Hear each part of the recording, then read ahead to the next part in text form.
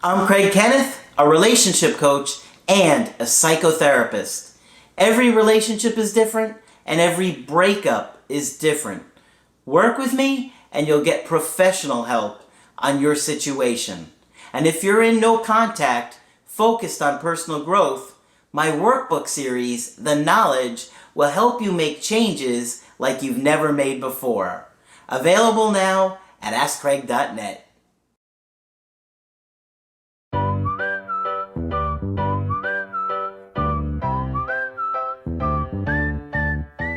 Hi there, I'm Coach Craig Kenneth. And I'm Coach Victoria. And today we're going to be talking about why does my ex want to stay friends? Ooh. I wonder why that would be. Very confusing, and it happens a lot. And it's really upsetting, I can tell you. When somebody says, I still want to be your friend, it's like, wait, what? Why? I don't want to be friends. I want to be with you. Let's fix this. Yeah. And they're like, yeah, but I want you in my life. And you're just so confused when it happens that you really can't stop thinking about that, right? Like you're just like trying to figure out, why do they want to be friends with me? Do they still want to get back together? Are they wanting to fix this? Yeah. So we've got some interesting research to share today that Coach Victoria came across an article that she liked that discussed some interesting factors. Yeah, so first off, many exes will say we should be friends as a way of breaking up. So you want to find out if they actually mean that they want to stay friends. And if they do, you want to determine, okay, what's the level of connection that they actually want to have? How often do you think they want to communicate with you? Do they just want to be friends via text and not really meet up? So what are the parameters around what this friendship would even look like? Yeah, because your idea of it could be completely different than what they're thinking when they're saying we're going to continue to be friends. Exactly. So yeah, that's a good point. You want to figure out, or you don't want to reach out to say, what did you mean? But at some point, if it comes up, it would be helpful to understand where they're coming from. Yeah, and throughout them communicating with you, you could have somewhat of an idea of what they expect out of it. So this research is from Rebecca L. Griffith and her colleagues, and she basically studied the reasons why exes stay friends. So she found 4 major reasons. 4, okay. Well, let's see what we think compared to these 4. These are hers. Right. Let's see if we think we agree with these. Right. So the first one is security. So this is the fear of losing that emotional support and the sense of community and belonging, and it also can include intellectual stimulation. So just that security that you have with that person, that they're there for you during hard times. Many times people will want that aspect, but not the romantic aspect. The other thing about it is that with that security they're getting, it's like they feel like they have more control over the situation, right? Where you feel powerless. By them saying we're going to still be friends, it makes them feel like they're not going to lose you. Exactly. Which is what you want them to feel. Exactly. So I would definitely not want them to have that security. I'm going to take that away as fast as possible. Yeah, definitely power is a part of it also. The next one is practical reasons. Okay. So this includes if you have a child together, if you have a business together, and also other financial reasons. If you're tied in some kind of a lease, which can happen often, or if you have signed off on a car together, they might want to have that mutual respect and that type of friendship just to make those practical situations easier and smoother to go by. Yeah. When you have a kid with somebody, it's really challenging because particularly if you want to be with that person still, right, and you want to try and repair it, and yet you have to see them on a regular basis, it's very frustrating to feel like you're wanting the romantic relationship and they're trying to keep you limited to the friendship. Right. And that could be a real struggle for you, right? So but for them, it works because now it makes things smoother and makes their life easier to deal with navigating co-parenting. Right. And another one that's included in the practical reasons is also social status. So this might be more relevant to other cultures, but I could also see how it's relevant to ours. Mm-hmm. If you gain some type of a social circle or networking through your partner, it might be practical for you to remain friends in order to still have access to those social resources, if you will. That's true. Yeah, I could see that. That seems like it might be a little bit more of a unique situation. Yeah. But definitely it would happen. And, particularly maybe if you had like some prestigious career or something like that, and then all of a sudden they lose access to all those people, things like that. Yeah, exactly. So the next one is civility. Okay. And this really comes out in people who are conflict avoidant. So they don't want to get into any type of argument or disagreement, or they like to be on good terms with everybody in their life. So they might want to be just polite with you and keep the peace. Yeah. This person might also have been a peacemaker in their family of origin. Perhaps they were the one to mediate conflicts, so the separation itself might have been viewed as a conflict that they need to somehow mediate. So they're like, let's stay friends and keep everything easy. Yeah, easy for you to say. I'm miserable over here, and you want to keep it at the peace? Like, I don't think so. Yeah. And this is also a way to avoid those feelings of guilt or the guilt of even breaking up with somebody. So just to maintain that connection to avoid that conflict. Yeah, I think a lot of people do feel guilty about hurting you. That they're looking at the situation, particularly like if you were good to them. Because, there are a lot of breakups where you were good to them and for whatever reason they can't do the relationship anymore and they feel bad about that. So there is that guilt to the situation. All right, the next one is the most juicy one, and it's unresolved romantic feelings. So this is if they're still wanting sex, if they still want to be together, but it doesn't have to include sex. It could just be that they don't want to be alone. The study also noted that anxious people or people with more anxious attachment style might be more prone to use this reason more, which makes a lot of sense. They probably would want to reconnect with their partner, have more difficulty being alone, and fit all the other criteria for wanting to be friends in this regard. Yeah. One of the things that comes up often in the coachings is whether you should continue to be intimate with that person. Yeah. And, I take a lot of factors in when I'm considering that. I had a girl that I did a coaching with recently that I was like, I would not sleep with this guy because he was doing some real shady kind of stuff throughout the relationship, little things here and there. And I felt like he had some kind of sexual issues going on, and that he was just going to stick around and use her for sex. Yeah. And sure enough, he kind of was. And so I was like, I'm not going to hook up with this person, because it seemed like he was getting upset or angry when she tried to set a boundary. Yeah. But it kind of showed his cards that he was kind of using her just for the sex. Right. But there are cases where I would say, yeah, it's fine to be intimate with that person. The big thing is you don't want to do anything that makes you feel really bad. Right. You got to look out for yourself. So if you feel cheap or you feel used or something like that, then I'd stay away from it. But there are cases where you can be intimate with that person and it can lead to getting back together again. Right. So just consider how you're feeling about this situation and maybe what their intentions are. Yeah, and that's what I was thinking too. Just knowing yourself and knowing, okay, if I do go into this, how am I going to feel afterwards? Yeah, I think that's a big part of it. So the study also noted predictors, which means basically the factors that affect whether an ex will want to stay friends, predicting factors. So these included sexual orientation and attachment styles, which we will continue to talk about in this video. So avoidant attachment style actually predicted staying friends, whereas anxious attachment style predicted not staying friends. That makes sense. And that is something that Margaret and I have talked about over the years. The longer we've done this, the more we've seen that pattern. Right. But like what we said at the beginning of the video, what exactly does that mean when they say friends? Once a year, or we're seeing each other once a week? There's a huge difference. Normally it means on their terms. Yeah. But it can get a little bit confusing when you're trying to figure out their attachment styles because, you're just learning about attachment theory and you're so overwhelmed with anxiety.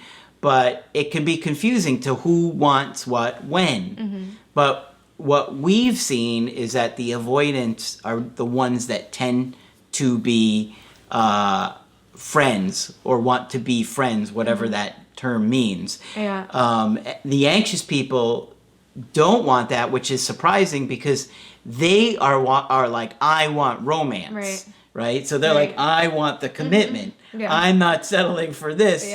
I want, and I agree with that, actually. I don't think you should be friends. I think you should, try and repair it. So, it makes sense that it gets confusing and could seem backwards. Yeah, and even if you do get that friendship, the anxious person would probably be more likely to push for romance. Yeah, exactly. So, which would probably dissolve the friendship if the other person is more avoidant. Exactly. So there's that whole dilemma going on. So the study actually stated that for avoidant people, staying friends might be a good way to lower intimacy and closeness without potentially losing what they can get out of the relationship. Yes, I agree with that. Yeah. And conversely, people high on anxiety might actually want more than a friendship with their ex, and the friendship might actually represent a loss or a downgrade, as quoted by the study. I wonder what they meant. A downgrade. A downgrade from romance to friendship. Yeah. So for the anxious person, they're saying, I don't want to be downgraded to this lower level. This lower status of connection with you. I agree. I agree with that too. Yeah. Because it is a downgrade. Yeah. It'd be like your boss going to work and saying, all right, I'm going to cut your salary in half, but you're still doing the same amount of work in the same hours. Yeah.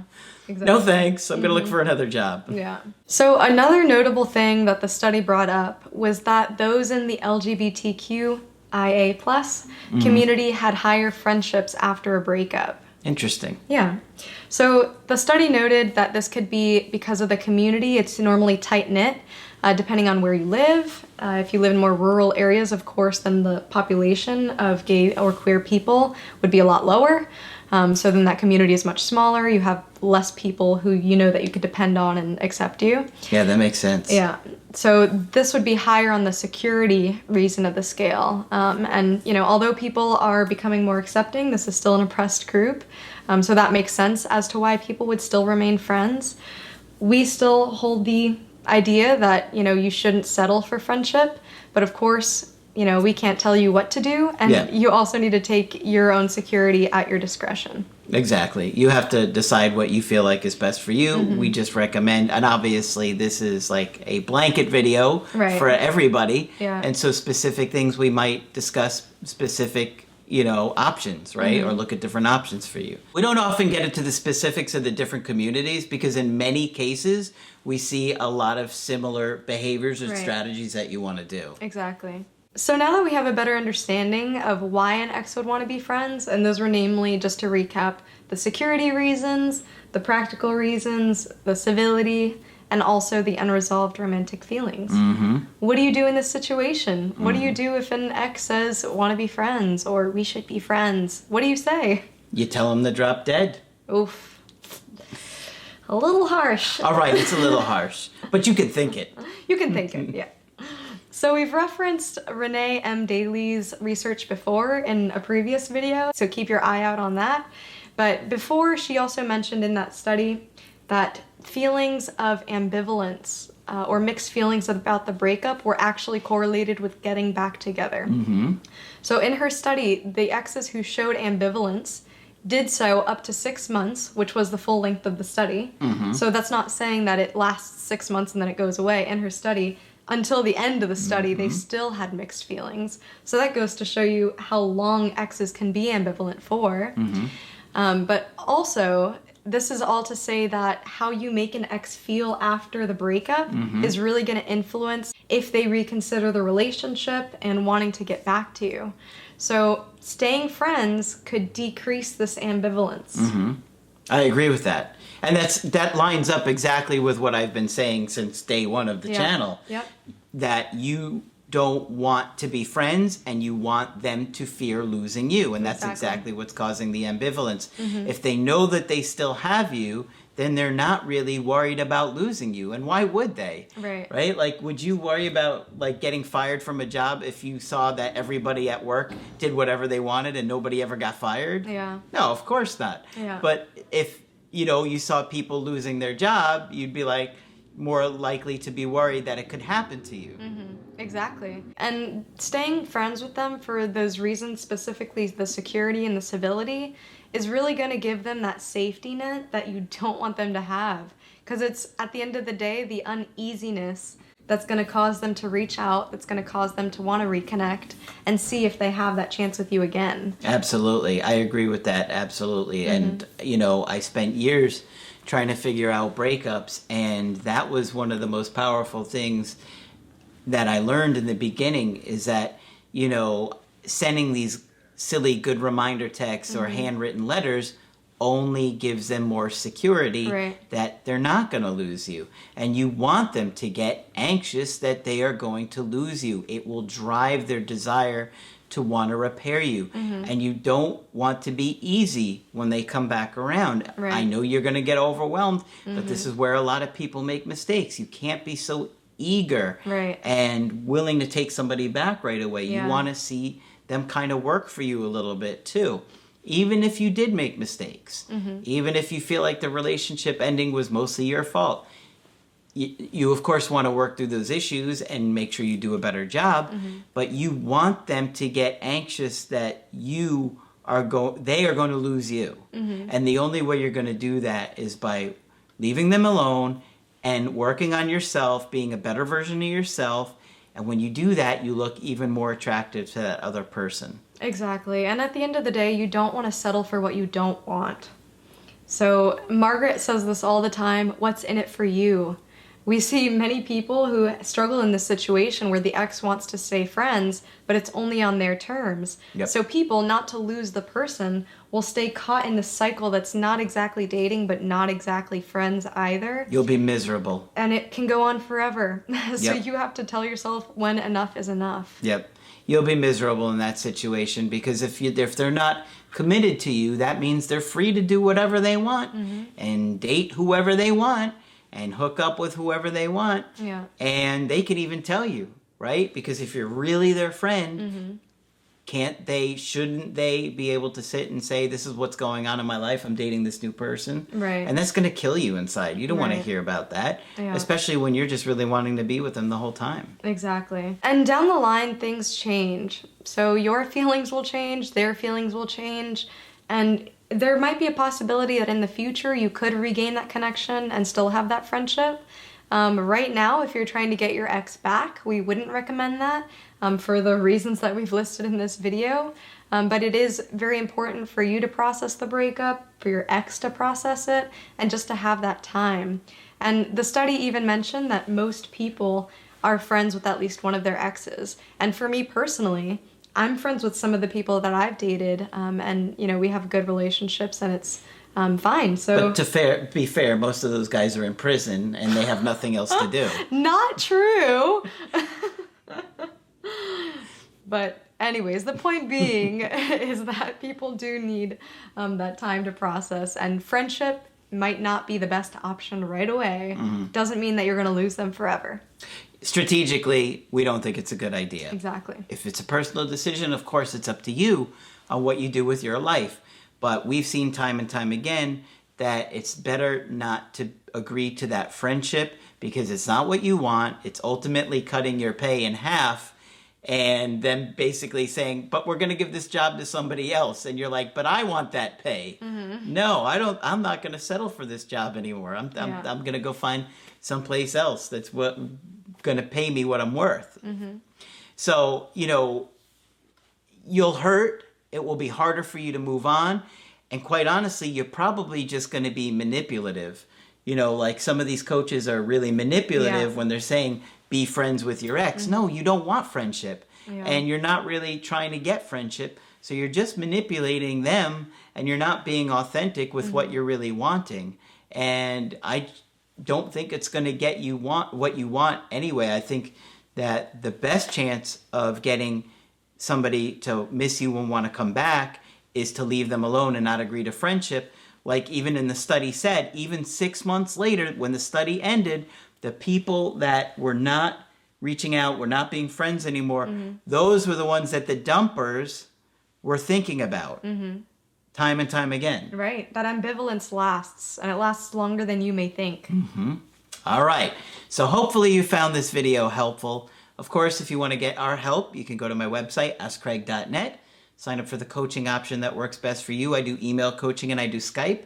Coach Margaret is available for Skype coaching. And Coach Victoria will continue to train with us. I'll be here. And pen paling her ex-boyfriends in prison. Non-violent crimes. That's it for this video. I'm Coach Craig Kenneth. I'm Coach Victoria. And we will talk with you soon. To get my help personally, go to askcraig.net and click on Schedule Coaching and choose the option that works best for you. I do email coaching or Skype. To schedule a coaching with Margaret, click on Margaret on the top of the page and order a Skype with her. For the Knowledge Creative Healing course, click on the link at the top of the page and click Get Started Now.